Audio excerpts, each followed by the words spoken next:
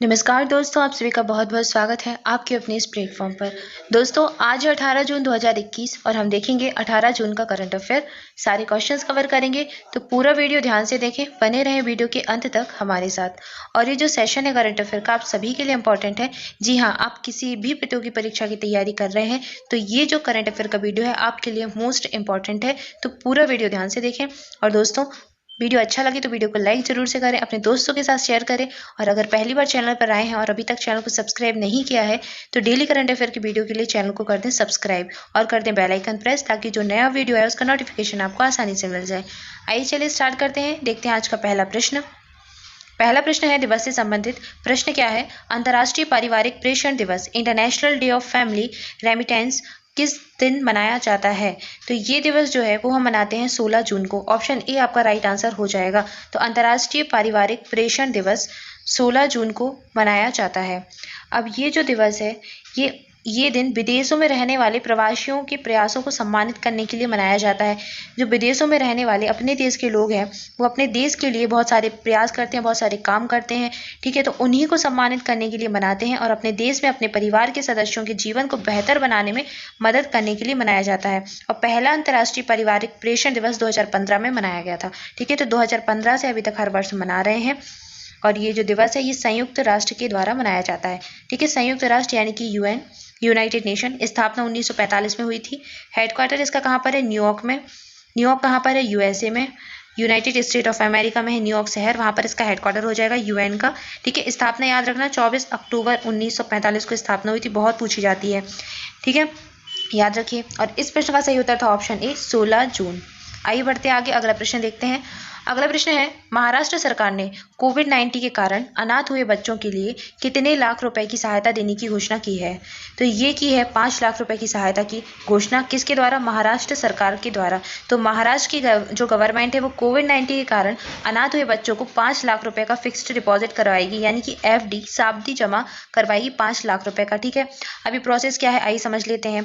तो पहली चीज, इनको फिक्स्ड डिपॉजिट दिया जाएगा जो अनाथ हुए हैं बच्चे। और कौन से बच्चे? अगर बच्चों का कोई भी एक या माता या फिर पिता, कोई भी एक व्यक्ति जो है जिसकी मृत्यु हो गई है कोविड-19 के कारण, तो उनको ये फिक्स्ड डिपॉजिट दिया जाएगा, ठीक है।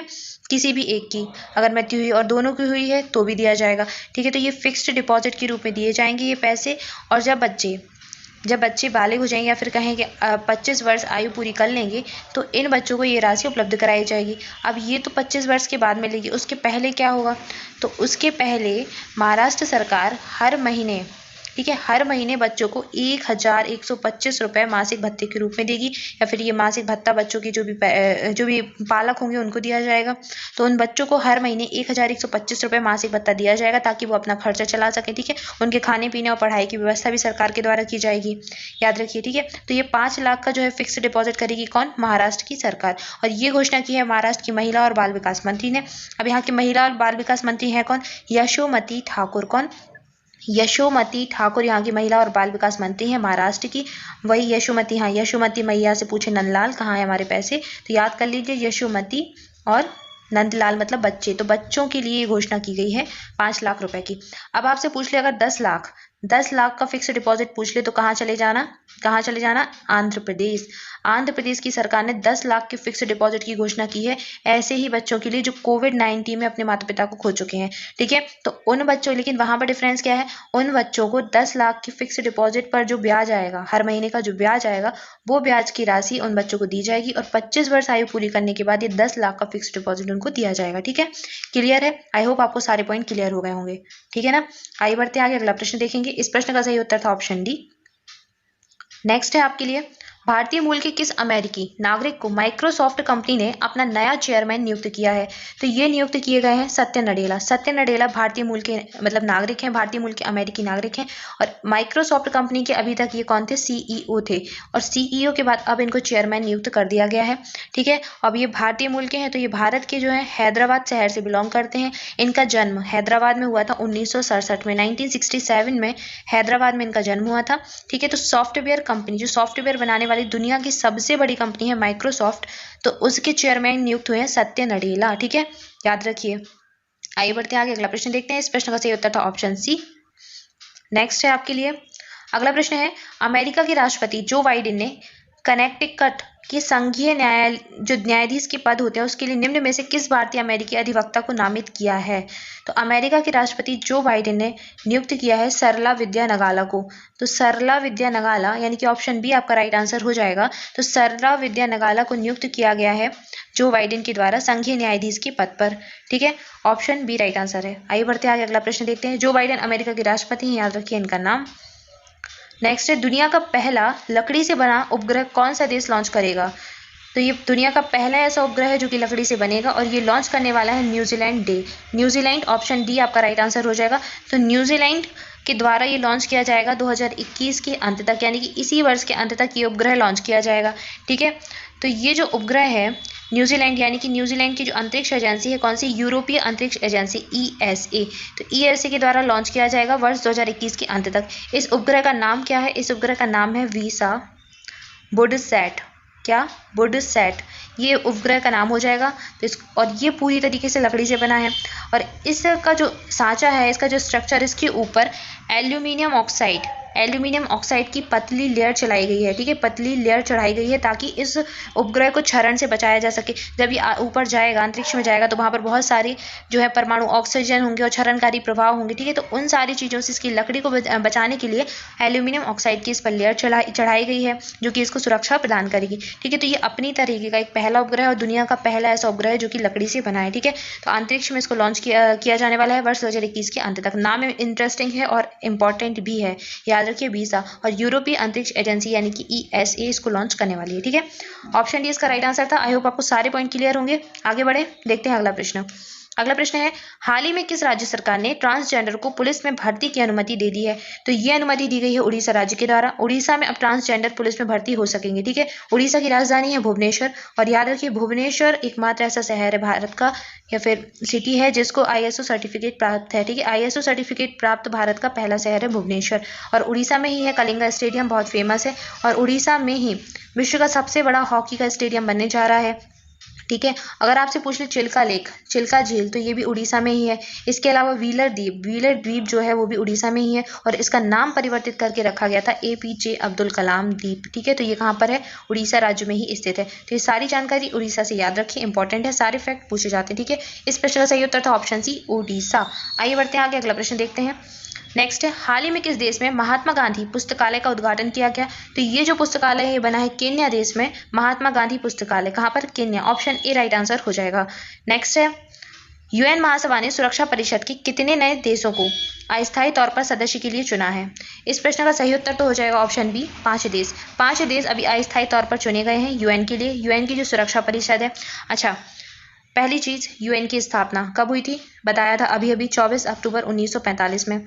ठीक है, हेडक्वार्टर कहाँ पर है? न्यूयॉर्क में। न्यूयॉर्क कहाँ पर है? USA में। ठीक है, क्लियर है इतना? अगली चीज़, UN यानी कि यूनाइटेड नेशन यानी कि जो सुरक्षा संयुक्त राष्ट्र है, संयुक्त राष्ट्र के हैं कितने? 6 अंग। ठीक है, 6 अंग में से एक है सुरक्षा परिषद। अब ये 6 अंग कौन कौन से हैं? तो पहला तो हो जाएगा एक सुरक्षा परिषद ही, दूसरा हो जाएगा अंतर्राष्ट्रीय न्यायालय, तीसरा हो जाएगा महासभा। ठीक है, चौथा हो जाएगा आर्थिक और सामाजिक परिषद। ठीक है, आर्थिक और सामाजिक परिषद। और 5वां हो जाएगा सचिवालय और 6वां हो जाएगा क्या? न्यायसेवा परिषद। तो ये इसके 6 अंग हैं और उसमें से एक है सुरक्षा परिषद। ठीक है, तो जो सुरक्षा परिषद होती है उसमें कितने? 15 सदस्य होते हैं। 15 में से 5 स्थायी सदस्य होते हैं और 10 अस्थायी सदस्य होते हैं। 5 स्थायी सदस्य जो संयुक्त राष्ट्र के 5 स्थायी सदस्य हैं, सभी जानते होंगे। ठीक है, ये कौन कौन से हैं? तो 5 स्थायी सदस्यों में तो कौन हो जाएगा? आपका रूस हो जाएगा। ठीक है, और कौन हो जाएगा? चीन हो जाएगा, फ्रांस हो जाएगा। रूस, चीन, फ्रांस, 3 ये हो गए। एक हो जाएगा यूनाइटेड स्टेट और एक हो जाएगा यूनाइटेड किंगडम।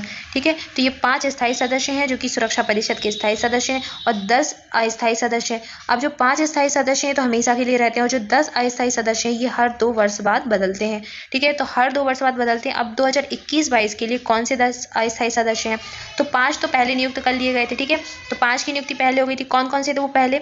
तो उनमें था अपना भारत, यानी कि 1 जनवरी 2021 से दिसंबर 2022 तक भारत रहेगा सुरक्षा परिषद का अस्थायी सदस्य और ये 8वीं बार है जब भारत सुरक्षा परिषद का अस्थायी सदस्य नियुक्त हुआ था। अब भारत के साथ और कौन सी कंट्री थी? तो ये थी आयरलैंड, नॉर्वे, मैक्सिको, ठीक है। तो ये 4 कंट्री नियुक्त हुई थी 2020 में, जून 2020 में ये नियुक्त हुई थी 2021 के लिए अस्थायी सदस्य के तौर पर। क्लियर है इतना? ठीक है, आई होप आपको क्लियर हो गया होगा इतना। ठीक है, इसके अलावा केन्या अस्थायी सदस्य के तौर पर नियुक्त हुआ था। ठीक है, अब कौन से, तो कितने हो गए, 5 सदस्य हो गए ना, 10 में से 5 हो गए। कौन कौन सा? Bharat, Kenya, Norway, Mexico, Ireland. ठीक है, ये 5 हो गए। अब बचे 5, तो 5 की नियुक्ति अभी की गई है अस्थायी तौर पर। ठीक है, इसलिए ही ऑप्शन बी राइट आंसर है। अब वो 5 कौन से हैं?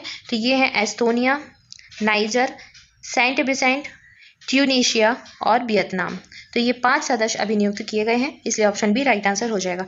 आई होप आपको एक एक पॉइंट क्लियर हो गया होगा। ठीक है, आइए बढ़ते हैं आगे, अगला प्रश्न देखते हैं। अगला प्रश्न है, किस राज्य में पौराणिक थीम पार्क स्थापित करने की योजना बनाई गई है? तो पौराणिक थीम पार्क जो है वो स्थापित किया जा रहा है जम्मू कश्मीर में। ऑप्शन ए इस प्रश्न का राइट आंसर हो जाएगा। तो जम्मू कश्मीर में पौराणिक थीम पार्क स्थापित किया जाएगा। ठीक है, अब जम्मू कश्मीर अगर आपसे पूछ ले काराकोरम, लद्दाख, चास्कर, तो ये श्रेणियां जो है, पर्वत श्रेणियां जम्मू कश्मीर में ही पाई जाती हैं। इसके अलावा नंगा पर्वत, ये भी जम्मू कश्मीर में ही है। ठीक है, अगर आपसे पूछे नंदा देवी, तो कहाँ चले जाना? उत्तराखंड, ये क्योंकि उत्तराखंड में है। और नंगा पर्वत कहाँ पर है? ये जम्मू एंड कश्मीर में, याद रखिए, पूछे जाते हैं। ऑप्शन ए आपका राइट आंसर हो जाएगा। आइए बढ़ते आगे, अगला प्रश्न देखते हैं। नेक्स्ट है, किस डिजिटल पेमेंट कंपनी ने वैक्सीन स्लॉट बुक करने की सुविधा लॉन्च कर दी है? जी हाँ, तो अब इस प्रश्न का राइट आंसर है पेटीएम, ऑप्शन सी। तो अब पेटीएम के द्वारा आप वैक्सीनेशन के लिए स्लॉट बुक कर सकते हैं। ठीक है, तो पेटीएम ने ये सुविधा भी लॉन्च कर दी है। डिजिटल पेमेंट कंपनी है पेटीएम, इसके द्वारा वैक्सीन स्लॉट बुक करने की सुविधा लॉन्च कर दी गई। तो अब आप समझ सकते हैं कि वैक्सीन के लिए स्लॉट बुक करना बहुत आसान हो जाएगा, क्योंकि पेटीएम तो हर किसी के मोबाइल में उपलब्ध होता है। ठीक है ना, ऑप्शन सी राइट आंसर हो जाएगा। आइए बढ़ते हैं आगे, अगला प्रश्न देखते हैं।